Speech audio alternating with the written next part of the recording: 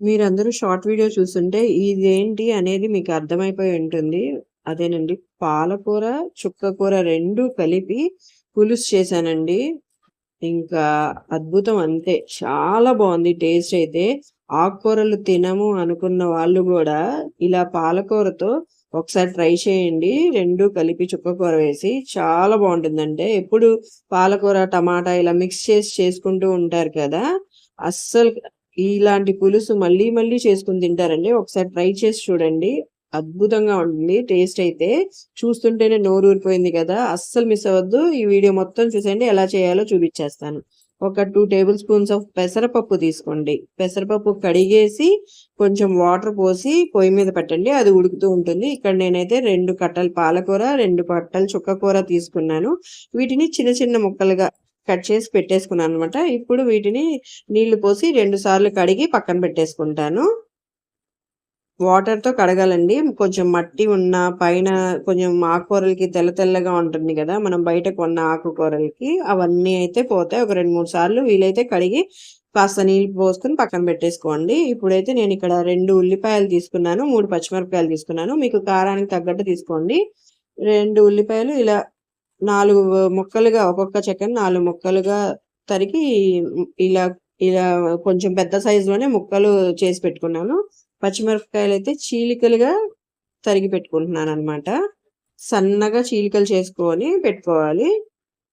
ఇలా ఈ విధంగా పచ్చిమిరపకాయలు, ఉల్లిపాయలు తరిగి పెట్టేసుకున్నాను. మనం పెసరపప్పు నీళ్లు పోసుకొని ఉడికించుకున్నాం గదా! ఉడికిపోయింది. ఇప్పుడు ఒక గ్లాస్ ఆఫ్ వాటర్ పోసుకుందాము. అదే దీంట్లో.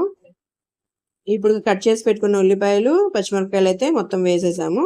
కాస్త టేస్ట్‌కి తగ్గ సాల్ట్ ఒక 2 టేబుల్ స్పూన్ సాల్ట్ వేసేసుకోండి ఇప్పుడే మొత్తం. ఇంకా సాల్ట్ అనేది వేసుకోక్కర్లేదు. తర్వాత ఒక హాఫ్ టేబుల్ స్పూన్ పసుపు వేసుకొని ఇలా ఉడికించుకోవాలన్నమాట. ఉల్లిపాయలు, పచ్చిమిరపకాయలు ఉడికిన తర్వాత కాస్త కొంచెం మగ్గిన తర్వాత పర్వాలేదు. మనం కడిగి పెట్టుకున్న పాలకూర, చుక్కకూర 2 కలిపి వేసేసేయాలి. వేసేసి అసలు నీళ్ళు ఇంకా పోయొద్దండి.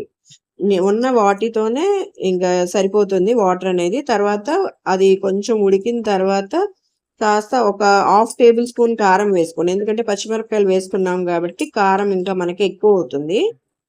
అందుకని కారం అనేది వేయక్కర్లేదు. దీంట్లో చింతపండు అనేది మనం ఎందుకంటే చుక్కకూర పులుపుదనంగానే ఉంటుంది కాబట్టి పుల్లగానే. అందుకని మనం చింతపండు చాలా మంది ఇప్పుడు చింతపండుని అవాయిడ్ చేయడానికి చూస్తున్నారు. ఈ విధంగా చేసుకోండి. అసలు చింతపండు అస్సలు వేయకుండా చాలా బాగుంటుంది. ఇప్పుడు తిరమూత పెట్టుకుందాము. ఒక 2 టేబుల్ స్పూన్స్ ఆఫ్ ఆయిల్ వేసి తిరమూత గింజలు, ఎండుమిరపకాయలు, ఒక హాఫ్ టేబుల్ స్పూన్ ఇంగువ వేసి ఇలా తిరమూత పెట్టేసుకుని ఇగోండి కింద నుంచి పైదాకా కలుపుకుందాం. తిరమూత పెట్టిన తర్వాత ఒక 5 మినిట్స్ ఉడికించాలండి. ఉడికిస్తే ఆ తిరమూత ఆ పులుసు అంతటికి పడుతుంది. కొంతమంది దీంట్లో బెల్లం అయితే వేసుకుంటారు. నేనైతే బెల్లం వేయలేదండి. అస్సలు బెల్లం అనేది నేను యూజ్ చేయకుండా చేశాననమాట. ఇదిగోండి చూడండి ఆ గిన్నెలోంచి వేరే గిన్నెలోకి షిఫ్ట్ చేశాను. అసలు చూస్తుంటేనే నోరు ఊరిపోతోంది కదండీ! ట్రై చేసేయండి.